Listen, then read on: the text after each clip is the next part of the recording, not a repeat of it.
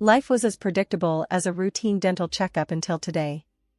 My name's Jenny, your average tooth fairy who trades in molars for money, except that I work with state-of-the-art equipment in a swanky downtown clinic. My husband, Mark, is pretty much the academic type, graying at the temples and all. He lectured in the halls I once roamed as a student, though we never swapped anything more than a hello back then. It was only after my cap and gown were tucked away that we started sharing dinners, and before you knew it, vows. You could say we lived a standard married with no kids, just a couple of lazy goldfish life. Until today. Exhausted, slipping out of my work shoes, I saw them, divorce papers, as stark and chilling as an extracted wisdom tooth, lying beside a note on a coffee table that had seen better days, his handwriting, no doubt. Grimacing, I picked up the note. His words punched me in the gut harder than any root canal ever would. Jenny, I'm tired. Tired of the humdrum, of papers, of people. I need silence, not the kind we got on Sunday mornings, but the deep kind that you only find away from civilization. Consider this my path to becoming a nobody, to finding some darn peace. Mark. My hands trembled, the note nearly crumpling in my grip. No dramatic outburst, shocked as that to you. I uncapped one of the pens that was always scattered around and scribbled on the back of some grocery receipt, the only paper in immediate reach, then dialed Mark, heart drumming a harsh beat against my ribs. The line clicked, and after what seemed like a year, his familiar, now distant voice answered. Jenny? Mark. What's this about becoming a nobody, huh? You dumping our years together like last week's trash? Jenny, you're not getting it. I can't. I don't want to. It's not you, it's... Cut the crap, Mark. You leave a note? Papers? Just like that? My voice rose as I gripped the phone like it was a lifeline. Where are you? There was a pause, a silence that spoke volumes. Somewhere you can't find me. Somewhere I can be alone. Alone? And what am I supposed to do, huh? Just sit tight and smile while you play Hermit? Jenny, please. No, you listen. You can't just decide you're bored, and... Bored isn't the word, Jenny. I need something else, something different. What? Silence? You want silence, by earplugs. But you don't just get to check out. I spat the words out as if they were sour. Jenny, please try to understand. Oh, I understand, all right. Understood loud and clear, Professor. You've made your point. Enjoy your bloody peace then. The line went dead with a finality that echoed in the now too quiet room. The note lay there, staring up at me with its life-altering news, and I was left to figure out if I was to press on with the painful extraction of Mark from my life or root around in the mess for a sliver of hope. It seemed I had more than just teeth to pull. The clinic reeked of strong antiseptic. Where it used to put me at ease, now, it just stirred the pot of my mind, brimming with gossip. Mark, my ex, gone puff, just like that. And the fact that everyone wouldn't shut up about it was getting under my skin. The phone was buzzing again. It never eased up. I knew without looking it was more of the same nosy folks prying for details. Sam's Dental, how may I help you? I answered, using the clinic's name to avoid personal questions. Hey, it's Lizzie from math department. We heard about Mark. You holding up okay? I sighed. Yeah, Lizzie, I'm doing my job. Anything else? I mean, it's just weird, right? Mark's such an urban guy. She pried, digging for dirt. It's his choice, I snapped, a bit more sharply than intended. Sorry, it's just been a rough day. I could almost hear her shrug through the phone. Sure, just checking in. You know how it is here, we're all a bit nosy. The clinic was quieter than usual. I could almost hear the whispers bleeding through the walls. Patients eyed me with a mix of pity and morbid curiosity as I walked through the hall. I needed a break from the staring and the rumors. I found myself in the staff room with Rosa, the receptionist, who was always blunt as a spoon. She was digging through her locker, the metal door screeching like nails on a chalkboard. So, he left you the papers then disappeared, huh? Rosa didn't mince her words. That's about the size of it, I muttered, pouring myself a coffee. She leaned against the lockers, arching an eyebrow. You sign M? Yeah. Savage. Rosa shook her head. Man's got style, give him that. I couldn't help but laugh, leave it to Rosa to call a disappearing act stylish. Back in my office, the nice and tidy one with diplomas on the wall, the phone rang again. It was the one face I didn't mind showing up in my caller ID, Angela, the closest thing I'd had to a sister since forever. Girl, how you just gonna let him punk you like that? No hello, no how are you, just Angela in all her glory. He didn't punk me, Ange. I signed the papers, that was my choice. And you just gonna roll over and play dead? There's nothing to fight for. I'm done and dusted with him. There was a pause, I knew Angela's wheels were turning. Fine, she said. But this isn't gonna fly. We're going out tonight. You need to blow off some steam, or you'll go nuts. I wanted to argue, but she wasn't wrong. Besides, it beat listening to the whispers and rumors that looped like a bad soundtrack in my mind. The hours ticked by, filled with teeth cleaning and dodging personal questions. By the time my last patient left, I was ready to peel out of there like a bat out of hell. Angela was waiting for me at the local dive, the kind of place where the beer was cold, and no one gave two hoots about your personal drama. I walked in and spotted her straight away, waving enthusiastically. What's kicking, chicken? She greeted me, sliding over a glass of something strong. Hey, Ange. Just the usual circus. I gulped down the drink, welcoming the burn. We talked, or rather, she talked, and I tried to forget. It worked, mostly. The clink of glasses and Angela's hearty laughter were a good combo. It was late when we said our goodbyes, just outside the bar. The night was dark, the wind was cold, and once inside my car, I realized something. I felt lighter. Like dropping off a heavy suitcase I'd been lugging around. The years had rolled by like series of silent movie frames. That old bitterness about Mark, it was more or less a faint echo these days. I mean, life had to move on, right? I shifted gears somewhere along the line, and now, well, now things were steady. You could say I was living the quiet life, except for the occasional siren wail, thanks to my new husband, Tom, the cop. Tom was good people. A chuckle in a uniform, you might say. He had this knack, you know, for turning a crappy day around with just a smirk and a joke that was so bad it circled back to being good. Then there was Joey, our little typhoon in toddler form. 3 years old and already the boss of the household.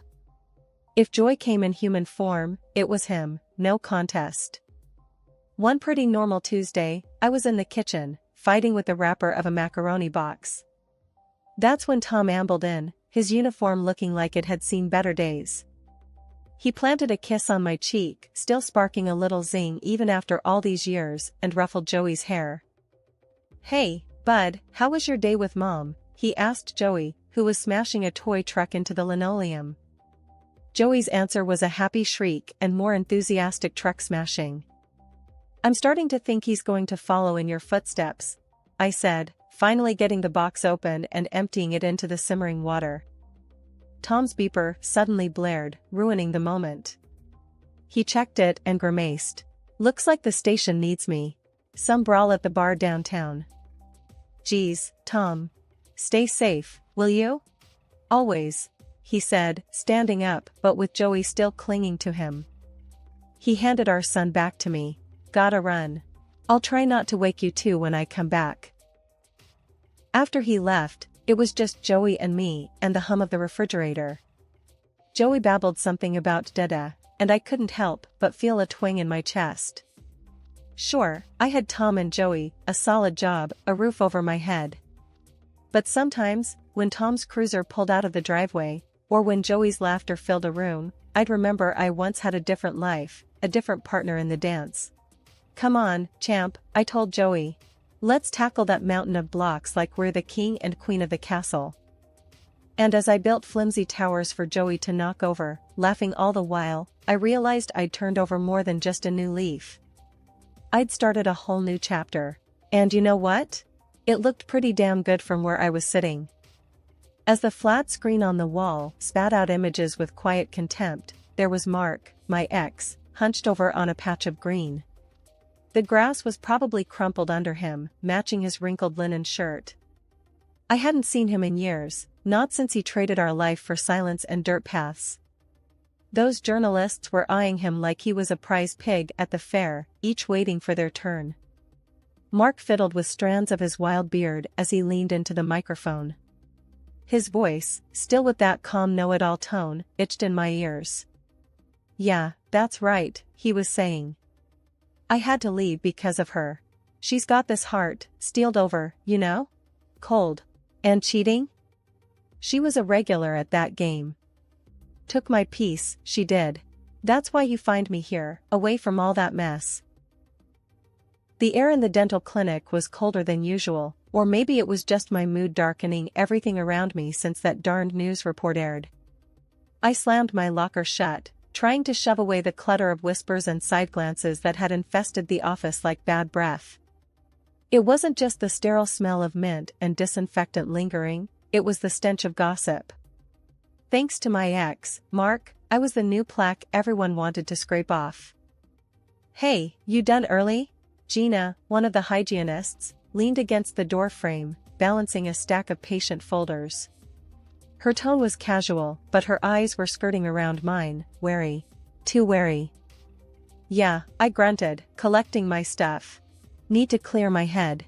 This place is looking kinda stuffy." She snorted, a crude sound that was music to my irritated ears. "Looks the same to me. Though, you could cut the tension with dental floss." I offered a half smile, but didn't meet her eyes.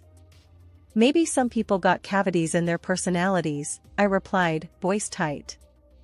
As I walked out, I couldn't shake off the prying eyes. Reaching my car, I spotted Tom waiting for me, arms crossed, leant on the hood. His usual sunny exterior was clouded over. "How's it going, Jenny?" he asked as I approached, trying to light up the dimming day. "Like a root canal gone wrong," I replied, my keys jingled with a shake of my hand. Tom pushed himself off the car. "You know what I think? Screw him. He's talking crap." "That's one word for it," I said, opening the car door. Tom detoured it, his stance stubborn. "We shouldn't let this nonsense get between us. You've got me, Joey, and Angela. It's their problem if they believe that liar." The sincerity in his voice was a soothing balm, but I was too riled up to take it in fully. "Sure, but try telling that to the hyena club in there." He grabbed my hand, his grip firm. "Listen, let's grab Joey, hit the pizza place, and just chill. All right?" I took a breath, absorbing the offer. "You always know how to patch things up, cop hubby," I said with a tired smile. "And don't forget it." He flashed a grin, the kind that could make a dentist proud. But before we could continue, a call cut through our bubble. "Mommy." Joey came sprinting across the parking lot, his babysitter trailing behind. The little guy wrapped around my legs, a toddler tornado. "Hey champ," I said, lifting him up. "You ready for some pizza?" "Pizza, pizza," Joey chanted, any worry about the day's drama lost in his innocent cheer. I glanced back at the clinic once Joey and Tom were settled in the car, a cold laugh escaping me. To hell with them. Let's go have some real family time. Tom revved the engine, a mischievous spark lighting his eyes. "No looking back, babe. That's the rule." "Got it, boss," I said, and as we drove off, Joey's giggles, the only sound I cared about, I felt the heaviness shed bit by bit. It was just another crappy chapter in the novel of life, one that I'd darn well write myself. No ex-husband was going to taint my reflection, not anymore. I was still reeling from another day's work when she cornered me. Jasmine, the new intern, was kind of edgy since the day she stumbled in, but today, she was all jittery. So there I was, peeling off my gloves, and she comes up real close, smelling like antiseptic and fear. Doc, I gotta talk to you, Jasmine said, her voice as shaky as a beaten-up washing machine. What's up? I was already thinking about the pile of paperwork waiting to claw at my evening. It's about Mark. I heard the other nurses saying you were married to that guy. Her eyes darted around the room as if afraid the walls would grow ears. Yeah, what about him? I tossed the gloves and reached for my coffee, gone cold hours ago. I was a student when he was teaching. He wasn't just giving lectures, if you know what I mean. Her voice took a dive, like someone had yanked the volume down. He did stuff. Bad stuff. I felt something raw and bitter twist in my gut. Stuff? I asked, hoping for some vague rumor I could dismiss. He was handsy, you know, with me. And with others. We were just a bunch of scared kids, and he liked that power. Jasmine spat the words out like they were poison. My grip on the mug tightened. Why are you telling me this now? Because I saw him on TV, acting all holy and repentant. I couldn't stomach it. I threatened to expose him, and then he vanished. That coward, I hissed. The mug in my hand cracked, coffee seeping through the spiderweb crevices, to drip onto the floor. He told everyone he left, 'cause of you and some grand spiritual quest. But that's bull. He fled, 'cause I had proof of what he did. The texts, the creepy late-night calls. That's a big claim, Jasmine, I managed to say, my throat dry as sawdust. You got any of that proof on you? Yep, she said, a grim satisfaction in her tone. She hauled out her phone, a cheap thing with a cracked screen, and flicked through messages until she shoved it under my nose. There it was, in black and white. A whole sordid history laid out in texts and emails. I read, every word a punch in the gut. When I was done, I looked up. I'm sorry, for what it's worth. Thank you for coming forward. We gonna do something about it? She asked, tough as nails now. Absolutely, I said, feeling a flame of anger kindling inside me. And as we plotted revenge on the man I once called a husband, the man who had fooled us all, I felt a grim kind of satisfaction. This was going to be messy, but hell, it was about time some dirt got cleaned up around here. I stood there in the clearing, staring at the man I once called my husband. There he was, Professor Mark, looking every bit the wilderness prophet with a graying beard and a flock of adoring followers. His eyes flashed over me, a brief flash of recognition before his face settled into that infuriating calm. Jenny? What the hell are you doing here? His voice had that familiar sharp edge. Just wanted a chat, Mark. A cozy catch-up between exes. Never thought I'd find you playing guru, I said, squinting at the half-naked followers prancing around. He crossed his arms, a smirk playing on his lips. To what do I owe the pleasure? I cut to the chase. That trash talk on TV, really, Mark? Cruel and unfaithful. You sure have a way with fiction. He shrugged, the same old nonchalant shrug that drove me up the wall. Needed a story, didn't I? Playing the victim pays the bills. I couldn't help but laugh, bitter and sharp. And here I thought you ran off to find inner peace. His audience looked on, starving for some drama. He was unfazed. Gotta give the people what they want. Yeah, but at my expense? I felt that familiar anger bubbling. And there's another thing, about Jasmine. His face lost color for a second, but then he barked out a laugh. Jasmine? That kid had nothing on me. His nerve was something else. Without breaking eye contact, I slid out my phone. Actually, she did. He squinted at the screen as I flicked through the messages Jasmine had sent me. Threats, creepy come-ons, the whole 9 yards. Mark tried to grab the phone out of my hands, but then Tom appeared next to me. The message of protection couldn't have been clearer if he was wearing a flashing sign. It made me feel safe and furious all at once that I needed it. Look, everyone, Mark's voice broke through the silence, all smooth and soothing like one of those late-night radio hosts. This is all a big misunderstanding, alright? My ex here, she's got it in for me, that's all this is." I could feel my jaw clench at his words, but I kept my cool. I wasn't about to let him get to me. Not this time. Tom's voice, gravel mixed with thunder, growled next to me. "Cut the crap, Mark. We all know what you did. And it's all coming out today." Mark's followers looked from him to me and back again, like they were watching a tennis match. Just then, the wail of the sirens cut through Mark's phony serenity like a chainsaw through butter. His face drained of color, which on him, looked almost impressive. "Please." Mark was kneeling now, the guru luster gone, replaced by sweaty desperation. "You can't do this. Think of my reputation." Tom snorted, stepping closer to Mark so that the kneeling man had to crane his neck just to keep eye contact. "Reputation? What about the lies about Jenny? What about all those messages, huh? What about Jasmine's story? You think that doesn't count for nothing? The game's up, buddy." Mark looked up at us, his eyes flicking from my snarl to Tom's stony glare, and then to the uniformed officers coming up behind us. There was a moment, a single moment, where he looked like he might run. But Mark didn't run. He just sat there on his knees, looking up.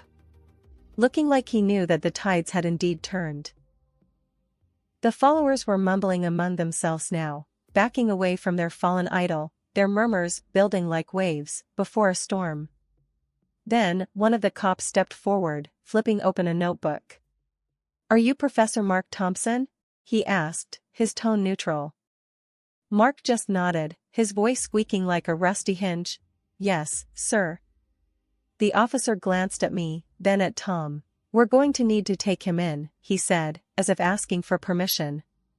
Tom just gave a short nod, and I felt my heart kick up a notch. This was it. Mark shot one last desperate look at his disciples. "I'm being set up," he yelled, hoping for sympathy, salvation.